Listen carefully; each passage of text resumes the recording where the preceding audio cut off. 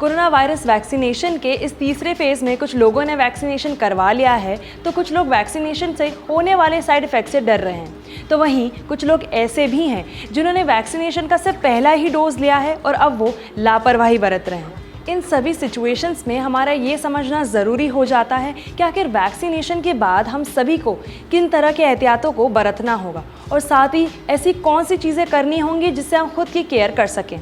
और इसलिए आज के इन्फो अनप्लग में हम बात करेंगे उन्हीं सभी चीज़ों के बारे में जिनका ध्यान आपको वैक्सीनेशन के बाद रखना होगा।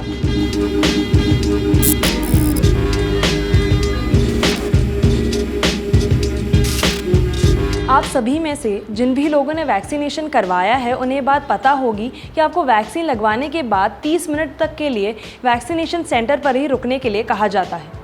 और ऐसे में कई लोगों का ये सवाल होता है कि अगर वैक्सीन लग चुकी है तो हमें 30 मिनट इंतज़ार करने की ज़रूरत क्यों है।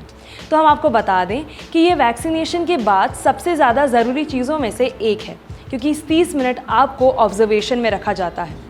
अगर आपको वैक्सीन से किसी भी तरह का एलर्जिक रिएक्शन होना होगा तो इन 30 मिनट्स में हो जाएगा, और इसीलिए ये ज़रूरी है कि डॉक्टर द्वारा सुझाए गए उन 30 मिनट को आप डॉक्टर्स के सामने ऑब्जर्वेशन में ही गुजारें। दूसरी चीज़ जिसका हम सभी को वैक्सीनेशन के बाद ध्यान रखना है वो ये है कि वैक्सीनेशन के बाद आपको कुछ साइड इफ़ेक्ट्स हो सकते हैं, जिनके बारे में आपको वैक्सीनेशन सेंटर पर ही डॉक्टर्स बताते भी हैं और साथ में उसके लिए दवाई भी देते हैं।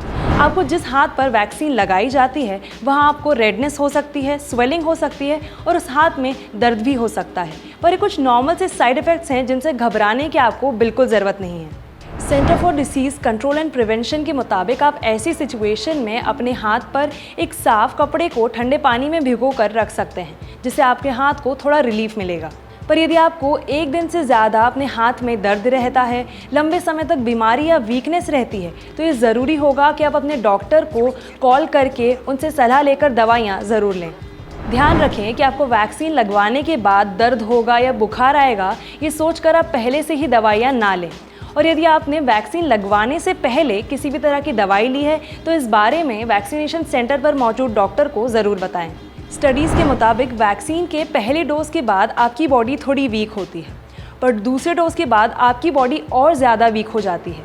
पर ये वो टाइम होता है जब आपकी बॉडी में वैक्सीन एंटीबॉडीज़ को प्रिपेयर करता है, और ये वो फेज़ होता है जब सबसे ज़्यादा ज़रूरी होता है कि आप अपनी बॉडी की केयर करें और किसी भी बीमारी से बचने के सारे ज़रूरी प्रिकॉशंस ज़रूर लें।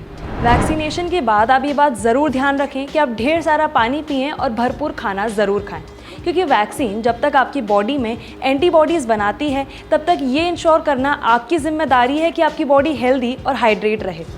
एक चीज़ का आप ज़रूर ध्यान रखें कि वैक्सीनेशन करवाने के बाद आप कोई भी ऐसी एक्स्ट्रा ऑर्डिनरी फिज़िकल एक्टिविटी ना करें जिससे आपकी बॉडी पर ज़रूरत से ज़्यादा स्ट्रेन आए। एक सवाल जो सबसे ज़्यादा पूछा जाता है वो ये है कि क्या हम वैक्सीनेशन के बाद अल्कोहल को कंज्यूम कर सकते हैं।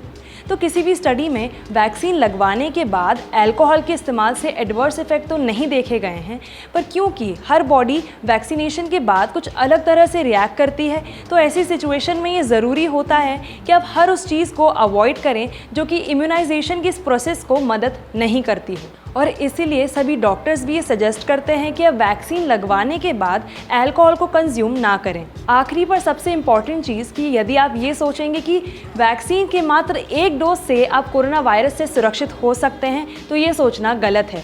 आपको कोरोना वायरस से प्रॉपर प्रोटेक्शन के लिए वैक्सीन के दोनों डोज लेना ज़रूरी है। तो यदि आपने, आपके रिलेटिव ने या आपके किसी जानने वाले ने वैक्सीनेशन करवा लिया है या फिर वो वैक्सीनेशन के साइड इफ़ेक्ट से डर रहे हैं, तो उनके साथ ये वीडियो ज़रूर शेयर करें और इन्हें वैक्सीनेशन की पूरी प्रोसेस को लेकर जागरूक ज़रूर करें। साथ ही ऐसी ही और इन्फॉर्मेटिव वीडियोज़ के लिए देखते रहिए द टॉक।